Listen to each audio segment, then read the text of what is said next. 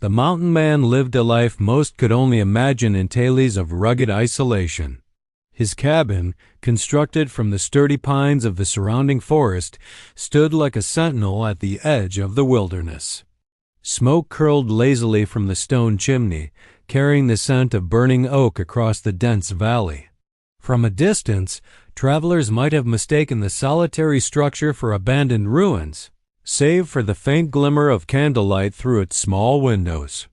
Here, amid the vast expanse of untamed land, he found solace, though it was the kind of solace that came from necessity rather than choice. His days followed a strict rhythm, each action dictated by survival and the seasons.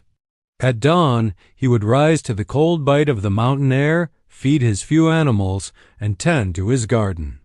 Every step, every chore, had been learned through years of trial and error. Every scar on his hands and arms told a story of brushes with danger, mistakes turned into lessons. Despite his formidable strength and skill, loneliness clung to him more persistently than the winter frost. Decades of solitude had carved lines into his face and taught him to trust only the land and the creatures within it. There had been a life before this one, a life that left shadows in his heart, memories of family lost, betrayal endured, or a love gone awry. The details were often blurred by time and grief, but the ache remained vivid. Friends had come and gone. Neighbors had whispered about his temper, his size, his uncanny ability to survive where others could not. Children avoided him on the rare occasions he ventured into town. He became a legend of sorts, a man to be respected and feared, yet never approached. In this reputation, he found a bittersweet comfort. Human connection had always been fleeting, painful, or demanding. Yet, beneath his gruff exterior, he carried a quiet longing. A spark of desire for companionship lingered, muted but persistent, like a fire sheltered under cold ash. He imagined someone by the fireplace, sharing stories and laughter, someone whose presence could fill the cavernous loneliness of his heart. These thoughts were fleeting, often chased away by pragmatism and the harsh reality of his solitary life. He knew the wilderness would not forgive weakness, and love, especially human love, was fraught with risks he had learned to avoid. Even as he hunted, fished, and chopped wood, he would sometimes pause, leaning on the handle of his axe, and glance toward the distant mountains. In those silent moments, the wind through the pines seemed almost like a voice, whispering possibilities that his mind dared not fully embrace. He feared vulnerability, yet he was not unaware of its absence in his life. There were nights when the cabin felt unbearably empty, the echo of his own voice for company, his breath fogging the windows as he stared into the blackness beyond. Despite the isolation, there was beauty in his existence. He understood the rhythm of the seasons, the songs of birds at dawn, and the language of the forest animals that crossed his path. Nature had become his confidant, his constant, his teacher. And yet, he could not deny the aching void in his heart, a place no wild river or lofty peak could fill. It was this unspoken longing that made him, in secret, consider a future that involved another human being, someone who could share his burdens and joys, someone who might finally turn the cold, lonely mountain into a home. And so he waited, not knowing when or how, but quietly hoping that life would bring a change, that destiny might send a companion across the rugged paths of the wilderness, and that the echoing loneliness that had defined him for so long might one day be replaced with the warmth of family. The mountain man was accustomed to silence, the kind that stretched for miles across the pine-draped valleys, broken only by the call of an eagle or the rustle of deer in the underbrush. So when a wagon appeared on the narrow trail leading to his cabin, the sound of creaking wheels and the low murmur of voices startled him like a shot in the night. He dropped his axe, muscles tensing, eyes narrowing as he tried to make sense of the approaching figures. Visitors were rare in these mountains, and few dared the treacherous path that led to his home. As the wagon drew closer, he could see her, the woman who had written, whose letter had promised a new life in the wilderness. She was slight, delicate even, her hands clasped nervously in front of her, eyes scanning the landscape with a mix of fear and determination.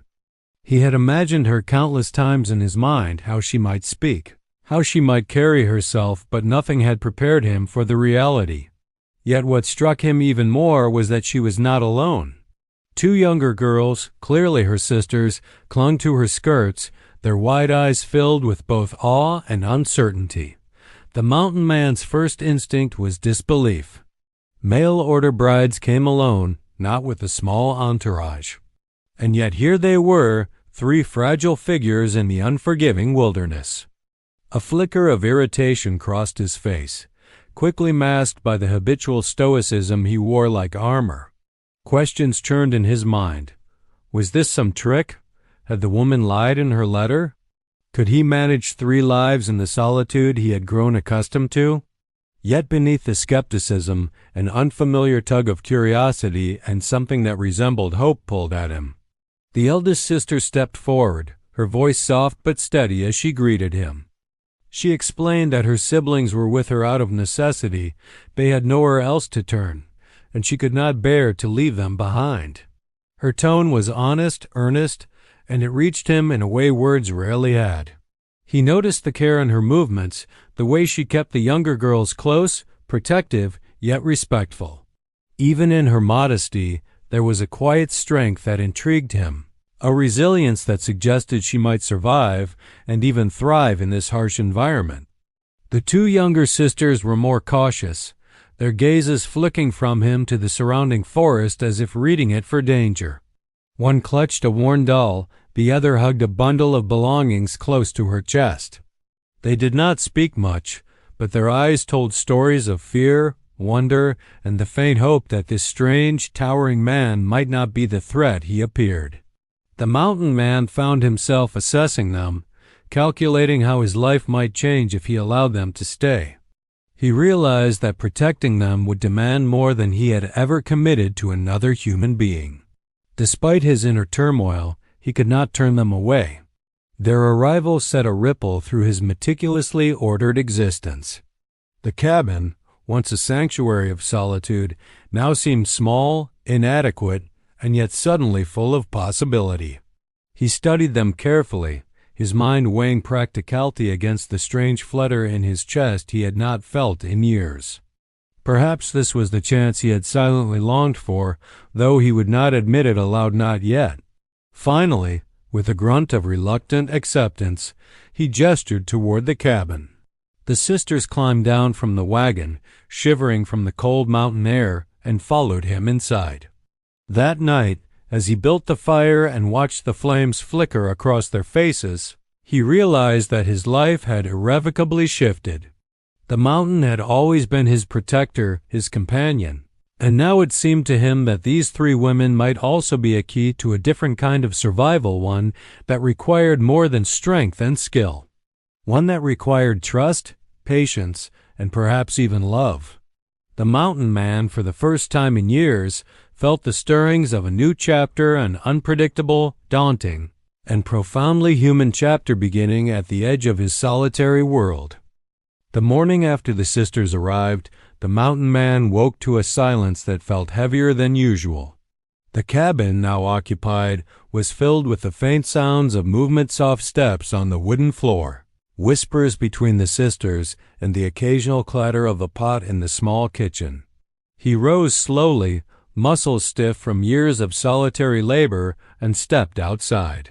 The crisp mountain air bit at his face, but it also cleared his mind, allowing him to think clearly about the situation he found himself in. 3 women were under his roof.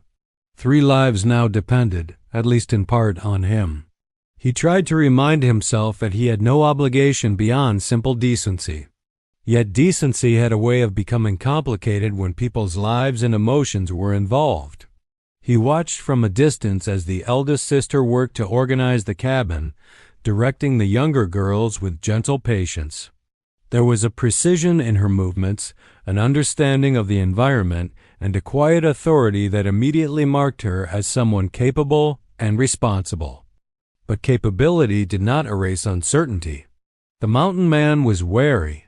Could he trust them to respect the boundaries he had long relied upon?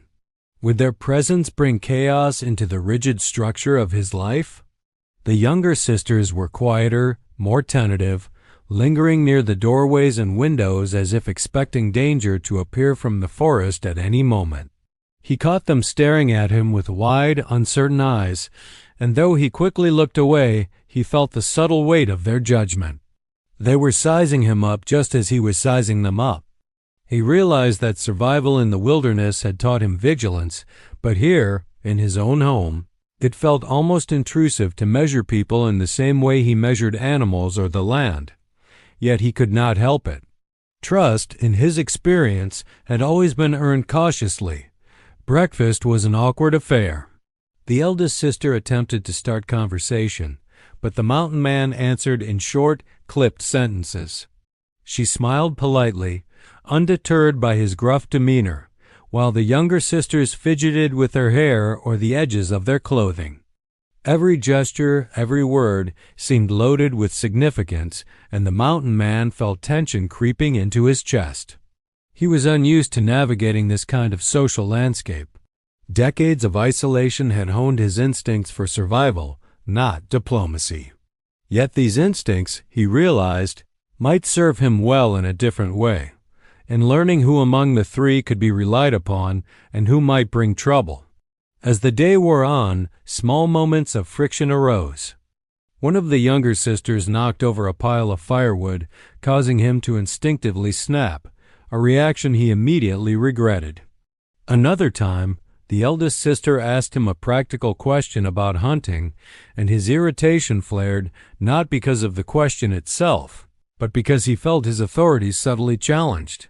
He knew, rationally, that their presence necessitated cooperation, yet emotionally he recoiled at the intrusion into the ordered life he had built. Despite the tension, he noticed things that softened his suspicion. The sisters were careful, polite, and respectful of the land and its dangers. They asked questions, observed quietly, and did not overstep. Their willingness to work alongside him, rather than demanding comfort or convenience, suggested a character forged by hardship and necessity. And as he watched them interact, protecting one another, speaking in whispers, sharing small smiles, he felt an unfamiliar warmth. It was tentative, fragile, and easily buried beneath his pride, but it was undeniably there. By evening, as he sat alone outside, the wind rustling the trees and the sun sinking behind the peaks, he realized that suspicion would not vanish overnight. Trust was not freely given. It had to be earned. And yet, he felt a small, reluctant hope flicker within him. Perhaps these women were more than a complication to his solitude. Perhaps they could become allies, companions, even family. But the tension remained, a quiet reminder that nothing in life or love came without challenge. The next weeks were a trial by fire for both the mountain man and the three sisters. Life in the wilderness tolerated no weakness, and every day presented challenges that tested endurance, courage, and character. The eldest sister quickly proved herself capable of meeting the harsh demands of mountain life. She rose with the sun, fetching water from the icy creek, tending the small garden, and preparing meals over the stone hearth. She moved with quiet confidence, her hands steady as she chopped wood or repaired the cabin's roof. The mountain man watched her carefully, noting the way she approached every task with intelligence and care, never asking for help unless truly necessary. The younger sisters, though less experienced, revealed strengths in subtler ways. One had a natural affinity with the animals, calming the horses and feeding the chickens with gentle hands that betrayed her years of nurturing. The other was a keen observer, quick to learn the mountain man's routines and cautious in dangerous tasks, such as crossing slippery rocks or carrying firewood up the steep slopes. Each had strengths that complemented the others, and together they formed a fragile but promising team. It was not just physical tasks that tested them, however. The mountain man, wary and protective, deliberately placed small obstacles in their path, watching how they responded. When a sudden storm hit the mountains, he observed the eldest sister's calm decisiveness as she corralled the animals and secured the cabin. He noticed the younger girl's resourcefulness in finding shelter and keeping the fire alive. Their composure under pressure impressed him more than any display of skill he had witnessed in years. Even mundane chores became tests of patience and character. The mountain man noticed small things, the way they respected the land, left no mess behind, and did not complain even when tasks were grueling. They adapted to the rhythms of the wilderness without hesitation, demonstrating resilience and humility, qualities he had long considered rare in the world. Slowly, his initial suspicion began to shift toward cautious admiration. These women were not merely passengers in his life. They were contributors, capable and strong in their own right. Yet it was more than work ethic that drew his attention. The eldest sister's kindness, intelligence, and quiet humor reminded him of things he had long forgotten. Laughter that wasn't ironic, conversations that didn't feel transactional, and a sense of companionship beyond mere survival. The younger sisters, with their gentle courage and unwavering loyalty to one another, stirred protective instincts he hadn't felt in years. Each sister, in her own way, was teaching him lessons about trust, empathy, and the importance of shared effort. The mountain man's defenses, honed over years of isolation, were slowly cracking. He caught himself glancing at them in moments of worry or admiration, noting the subtle ways they moved, laughed, or cared for one another. He realized that he was beginning to care, not just out of duty, but because they had proven themselves worthy of his respect and attention. This recognition was both exhilarating and terrifying. Emotional vulnerability was unfamiliar territory, and yet it beckoned him with the promise of companionship and even something he had long convinced himself was impossible: love. By the end of the week, a tentative routine had formed. The mountain man allowed himself small acknowledgments, a nod, a rare word of praise, or a quiet gesture of appreciation. The sisters, aware of his distance but undeterred, continued to work, learn, and adapt. Their consistency, competence, and courage gradually built a bridge across the chasm of his suspicion. Slowly but surely, the mountain man began to understand that life with them would be difficult, yes, but richer and fuller than any existence he had known alone. It was a turning point. The first true cracks appeared in his armor of solitude, revealing glimpses of a man who could, in time, love and protect more than just himself. The test of character was far from over, but the mountain man now understood that these women were not intruders. They were the beginnings of something new, something worth embracing despite the uncertainty that lay ahead. As the days turned into weeks, the mountain man found himself noticing things he hadn't. In years, the way sunlight filtered through the pine trees in the early morning, the scent of fresh bread. Baking over the hearth, the sound of laughter bouncing across the cabin walls. The three sisters were no longer strangers in his life. They had woven themselves into the rhythms of his days, their presence softening the harsh edges of his solitary existence. Tasks that had once felt mechanical now became opportunities for interaction, moments where the quiet bonds of trust and companionship quietly grew. The eldest sister had proven herself resilient and capable, but it was her warmth and subtle humor that began to melt the mountain man's long-held walls. She shared stories from her childhood, tales of city streets and crowded markets that seemed foreign in the mountain wilderness. At first, he responded with grunts or short, dismissive comments, but gradually he began to participate, offering small anecdotes of his own life in the mountains. They laughed together at missteps, spilled water, tripped logs, or a misfired arrow, and in these moments, the mountain man felt a sense of connection he had long denied himself. The younger sisters contributed in their own ways, their presence adding lightness to the cabin that had been absent for years. One of them had a knack for finding beauty in simple things, picking wildflowers or arranging stones in playful patterns, which drew rare smiles from the mountain man. The other was fiercely loyal to her sisters and showed quiet courage in small acts, helping with chores, watching over the animals, or daring to climb to precarious ledges to gather firewood. He could not help but admire their strength, resourcefulness, and the way they cared for one another. It was a living demonstration of family, a concept he had long considered impossible in his isolated life.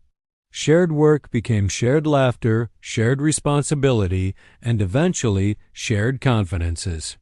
When the mountain man went hunting, he found the eldest sister had prepared meals and kept the cabin in order without complaint. She even left notes on scraps of paper, humorous observations, or small sketches that made him chuckle when he returned. The younger sisters would leave gifts-gathered herbs, hand-carved trinkets, or polished stones, and his heart, long hardened by solitude, began to recognize these gestures as expressions of care and affection. Evenings became the most intimate times. Around the fire, the family would sit together, exchanging stories and songs. The mountain man, who had long spoken only to the forest and his animals, found himself opening up in ways that surprised him.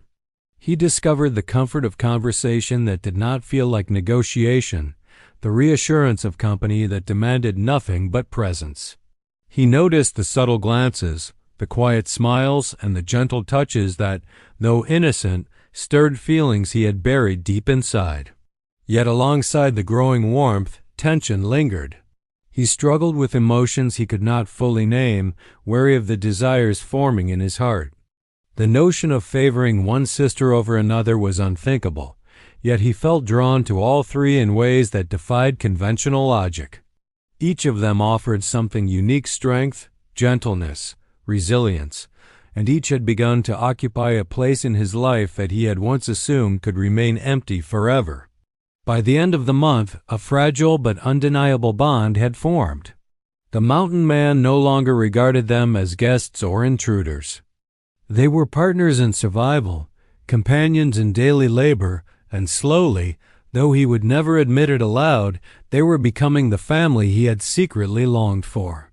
Trust, affection, and tentative love had begun to flourish, not in the chaos of the world beyond the mountains, but within the quiet, shared life they were building together. In those fleeting, tender moments, lifting a log together, sharing a meal, laughing at a clumsy mistake, he realized something profound. Solitude had once defined him, but now with the three sisters' connection and love might define the rest of his life. The mountain man, for the first time in over a decade, allowed himself to hope.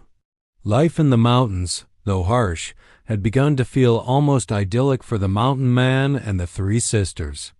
The cabin hummed with activity, the routines of survival blended seamlessly with laughter, shared meals, and quiet moments by the fire.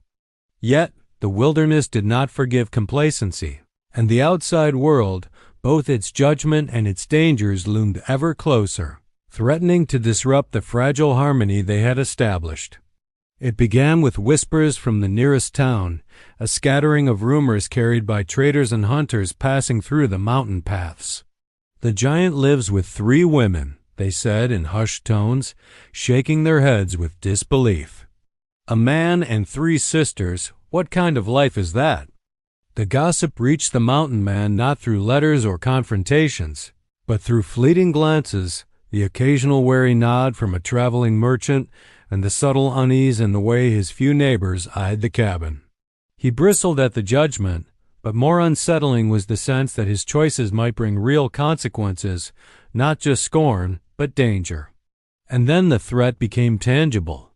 One evening, as a crimson sun dipped behind the peaks, a group of strangers appeared on the trail, rough-looking men with intent in their eyes, their horses kicking up dust as they approached.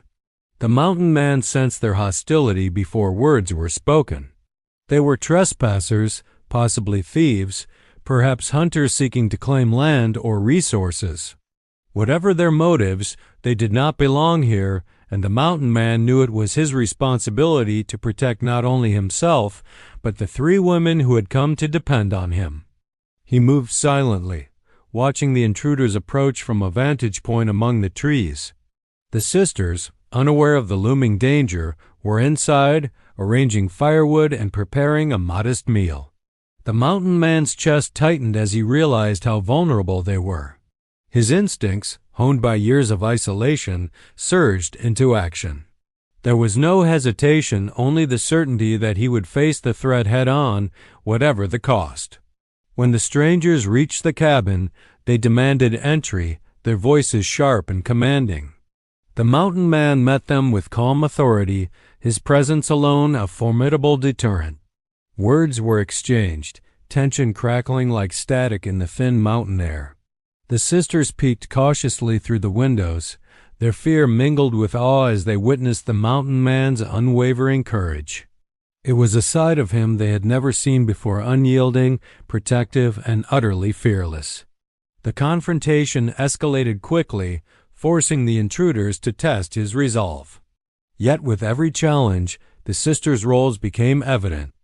The eldest sister, quick-thinking and composed, coordinated the interior, keeping the younger girls safe and readying the cabin for defense. The younger sisters, though terrified, demonstrated courage in small but crucial ways, locking doors, preparing weapons, and even distracting the intruders with clever diversions. The mountain man realized with a mix of relief and pride that their resilience and intelligence matched their bravery. By the time the intruders were forced to retreat, the mountain man had not only protected his home but had witnessed a transformation in the sisters. They had proven themselves capable and loyal under extreme pressure. More than that, their courage and presence deepened the bond he felt with them, reinforcing a quiet truth.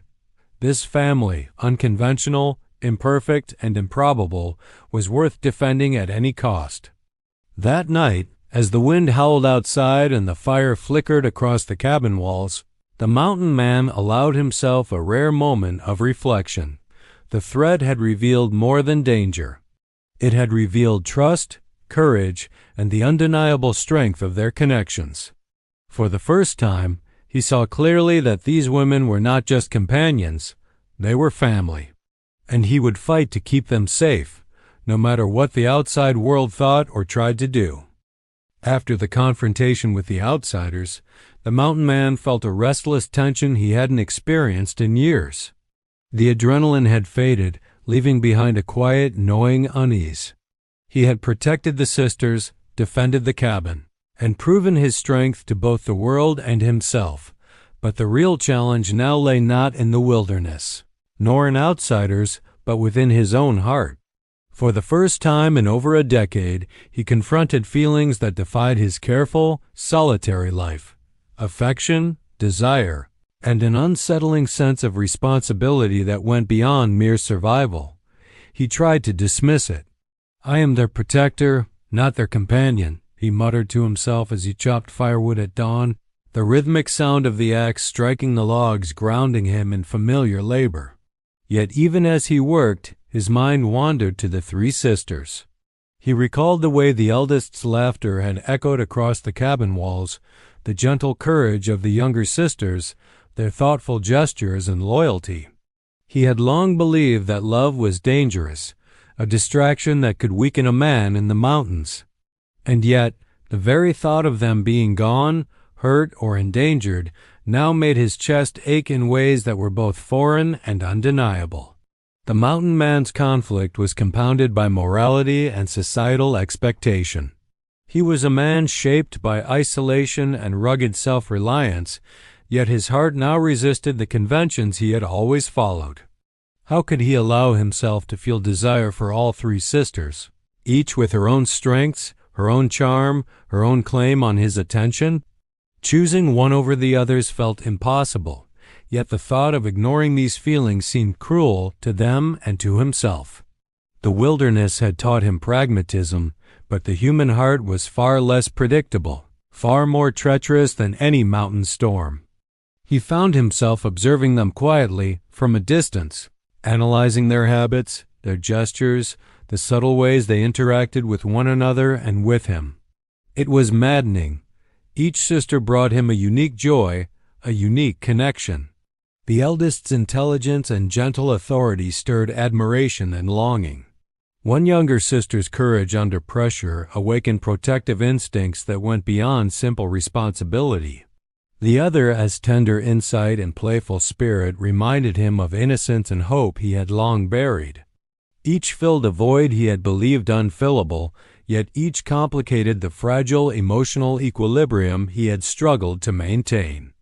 The mountain man's nights became restless. Sleep offered little respite as he wrestled with questions that had no easy answers.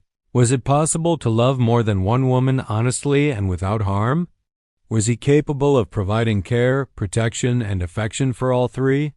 And, most painfully, what would happen if he failed, if his choices brought heartbreak instead of the family he yearned for? His solitude, once a shield against disappointment, now felt like a cage, one that magnified every internal conflict and every fear. In his heart, however, a quiet realization began to take shape. The mountain man understood that avoidance and denial would not resolve his feelings. Only acceptance and careful, deliberate choices could. The sisters had proven their worth, not just in survival, but in character, courage, and loyalty. He recognized that the bond forming among them was genuine, and that to disregard his own emotions would be a betrayal to himself as much as to them. The challenge was not deciding whether to feel, but learning how to honor those feelings responsibly, with honesty and integrity. By the first light of morning, he made a silent vow. He would not shy away from the feelings stirring in his heart. He would allow himself to acknowledge desire, attachment, and care, but he would also tread carefully, weighing every action and every word. He would confront the delicate truth that love, in its many forms, could coexist with duty and respect. The mountain man, once imprisoned by solitude, now faced a new journey, one of emotional courage that rivaled any wilderness he had ever traversed. The mountains had always been unpredictable, and one bitter winter evening reminded the mountain man just how unforgiving they could be. A fierce blizzard swept down the peaks, turning familiar trails into impassable obstacles, burying the cabin under heavy snow and shaking even the sturdiest of trees. The wind screamed through the valleys like a living thing, rattling the walls of the cabin and forcing the fire to gutter against the chill. In that moment, the mountain man understood that the threat was no longer hypothetical or external, it was immediate, tangible, and potentially deadly. The sisters huddled together inside, shivering, their faces pale under the flickering light of the hearth. The eldest sister worked quickly, stoking the fire and reinforcing the windows with spare boards, while the younger sisters moved with trembling hands, gathering extra blankets and tending to the animals in the adjoining pen. The mountain man's heart clenched as he watched them navigate the chaos. They were vulnerable, yes, but their courage, resourcefulness, and unwavering composure under pressure reminded him of their strength. The crisis escalated when a heavy branch, broken by the howling wind, crashed against the cabin, splintering part of the roof. Snow poured in, soaking the floor and threatening the fire. Without hesitation, the mountain man grabbed his tools, braving the storm to secure the damage. The sisters assisted as best they could, holding boards steady and handing him nails and rope, though every gust of wind made the task perilous. It was a test unlike any they had faced before, one that demanded courage, trust, and complete reliance on each other. Throughout the ordeal, he observed their reactions, how the eldest sister gave calm instructions, how one younger sister remained steadfast despite fear, and how the other demonstrated ingenuity by plugging gaps in the roof with cloth and moss. Every action, every decision, revealed character under pressure. And yet, it was not just their competence that moved him. It was the bond between them, their mutual care and concern. They were not simply surviving. They were protecting one another, and in doing so, they had implicitly included him in their circle. Hours passed in tension and struggle, the storm showing no sign of relenting. The mountain man's muscles ached, his hands blistered, yet his mind was entirely focused on the sisters' safety. The danger was no longer abstract. It was real, immediate, and inescapable. He realized with a clarity born of urgency that the heart cannot be confined when life itself is at stake. The feelings he had wrestled with, the love, the desire, the protective instincts, were now inseparable from the reality of the moment. To deny them would be to risk not just emotional loss, but the very lives of those he cared for. By the time dawn broke, the storm had eased, leaving a world transformed by snow and ice. The cabin, though battered, remained standing, and all four of them had survived. The mountain man looked at the sisters, each face marked by exhaustion but also resilience. In that moment, the lines of fear, suspicion, and hesitation dissolved. The crisis had revealed more than their strength. It had revealed the depth of his own feelings and the undeniable truth. He could not and would not choose between them. His desire to protect, care for, and love all three was no longer something to wrestle with privately. It had become an imperative born from survival, courage, and connection.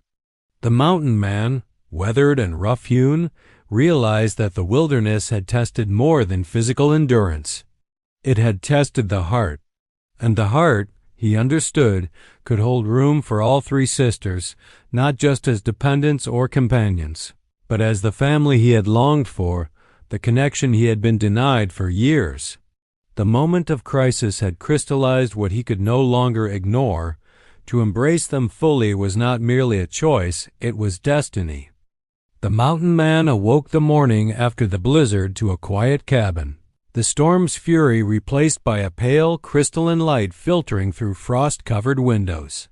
The world outside was serene, almost surreal, yet inside, the cabin was filled with the weight of emotions he could no longer suppress. The crisis of the previous night had clarified everything. His heart belonged not to one sister, but to all three. The truth had settled within him like a stone in a stream, unmovable and undeniable.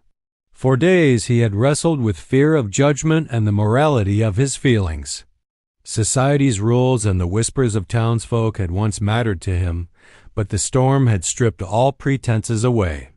It had revealed the essential truth.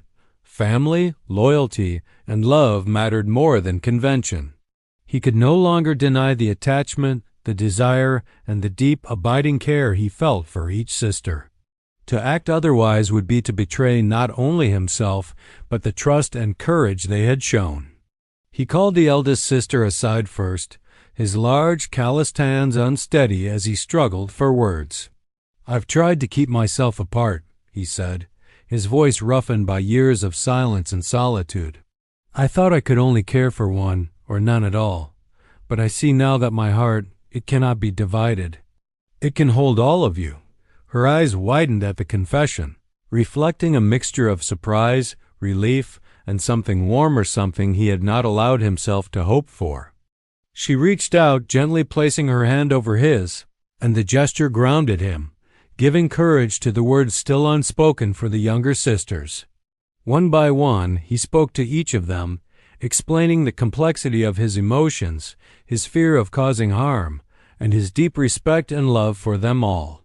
The younger sisters listened quietly, the storm's memory still fresh in their minds, and slowly their apprehension gave way to understanding. There was no resentment, no jealousy, only recognition that his heart was capable of love that transcended conventional expectations. In that moment, the mountain man saw not only acceptance, but the potential for harmony, for a family that could thrive despite the unusual circumstances. The declaration was not dramatic or flamboyant. It required no grand gestures. It was simple, honest, and heartfelt. He promised to protect them, to provide for them, and to honor each of them equally. He spoke of the future he could envision: shared work, laughter, quiet nights by the fire, and the warmth of companionship that had long eluded him. His words were unpolished, but they carried the weight of a man who had spent years alone, a man whose solitude had been replaced by a newfound capacity to love deeply and responsibly. Tears glimmered in their eyes, not of fear or sorrow, but of relief and joy. The eldest sister embraced him briefly. The younger sisters pressed close, and in that circle, a bond was solidified. For the mountain man, the moment was transformative. The walls of isolation he had built over the years crumbled, replaced by a sense of belonging and shared purpose. He was no longer a solitary figure in the wilderness. He was the heart of a family, one forged by courage, trust, and love. That evening, the cabin was alive with quiet celebration. Meals were shared, stories exchanged, and laughter filled spaces that had once been silent for years. The mountain man, once defined by solitude and self-reliance, now understood a new form of strength, emotional courage, the ability to love freely, and the wisdom to embrace unconventional bonds. In accepting his feelings and declaring them openly, he had transformed his world entirely. The mountain man and the three sisters were no longer individuals bound by circumstance. They were a family united in trust, respect, and enduring love. Winter melted into spring, and the mountain cabin, once a solitary outpost of survival, bloomed into a home full of life. The snow-dusted peaks gave way to green meadows, wildflowers along the streams, and the chatter of birds returning from distant valleys. For the mountain man, the changing seasons mirrored the transformation in his heart. What had begun as cautious companionship had grown into something far richer, a family forged not by convenience, but by trust, resilience, and love. Each morning began with shared labor, the rhythm of survival intertwined with laughter and conversation. The eldest sister managed the household with quiet authority, preparing meals, tending the garden, and overseeing the younger sister's contributions. The mountain man, strong and skilled, handled the hunting, woodcutting, and repairs, while the younger sisters assisted with the animals, mending, and gathering herbs. Every task was an opportunity to work together, and even the most mundane chores became moments of connection. They learned each other's strengths, weaknesses, and quirks, weaving the threads of family life into a seamless tapestry. Afternoons were filled with both labor and leisure. Sometimes they would walk along the ridges together, surveying the land, teaching the younger sisters how to read the forest, the streams, and the changing skies. Other times they sat by the river, washing clothes or tending to wounds, sharing stories and jokes that echoed across the valley. The mountain man found himself laughing more than he had in decades, his gruff exterior softening in the warmth of their presence. He began to notice the subtle ways in which each sister had changed him, how her thoughtfulness could calm him, how her courage could inspire him, how her joy could brighten even the bleakest days. Evenings brought the greatest comfort. Around the fire, they shared meals, told stories, and celebrated small victories, the first tomato harvested, a successful hunt, or a repaired roof after a storm. The mountain man, once a solitary figure with only the wilderness for company, now felt a sense of completeness he had thought impossible. The sisters, in turn, thrived under his protection and guidance, their laughter and confidence filling the cabin with warmth. Together, they had built not just a household, but a sanctuary, a space where love, trust, and mutual respect flourished. Holidays and milestones were celebrated with a quiet joy unique to their isolated life. Birthdays were marked with small gifts and songs, victories were toasted with laughter, and even ordinary days were cherished for the simple pleasures of togetherness. The mountain man, who had once measured life in survival and solitude, now measured it in shared moments and enduring bonds. He had come to understand that family was not defined by society's rules, but by the care, loyalty, and love shared between its members. Through seasons of sunshine and storms alike, the mountain man and the three sisters remained steadfastly connected. They faced challenges, harsh weather, illness, and the occasional wandering predator, but the strength of their bond allowed them to endure. Each sister brought something unique to the family: wisdom, courage, humor, and love. And the mountain man, once alone and wary of connection, discovered the profound satisfaction of giving, protecting, and receiving love in return. Years passed, but the harmony they had cultivated remained unbroken. The cabin, once silent and empty, resonated with life, warmth, and laughter. The mountain man had transformed from a figure defined by isolation into the head of a family, a man capable of deep emotion, care, and devotion. The wilderness, which had once symbolized loneliness and danger, now stood as a witness to their unity and happiness. Together, they had built not just a home, but a legacy of love, resilience, and acceptance, an extraordinary life born from courage, choice, and the bonds of the heart. In the quiet of twilight, as the sun dipped behind the peaks, and the fire cast flickering shadows across the cabin walls, the mountain man would often sit back and watch the three sisters. Laughter, conversation, and the peaceful rhythm of daily life surrounded him. And in those moments he understood that the solitude he had once cherished paled in comparison to the life he now shared with those who had become his family, his heart his home, and the source of a joy he had never imagined possible.